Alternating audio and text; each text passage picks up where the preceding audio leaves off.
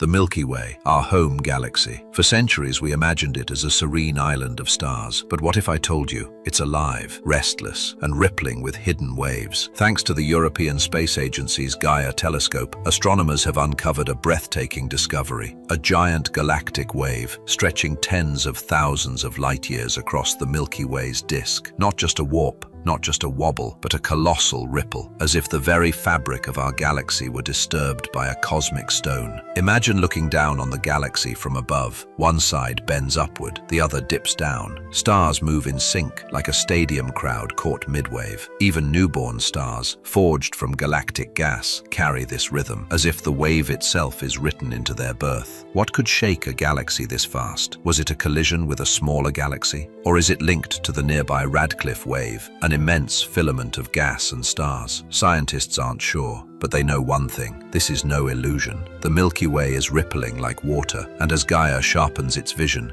we may soon learn the truth. Our galaxy is not silent. It is alive, in motion, and shaped by ancient forces we are only beginning to uncover.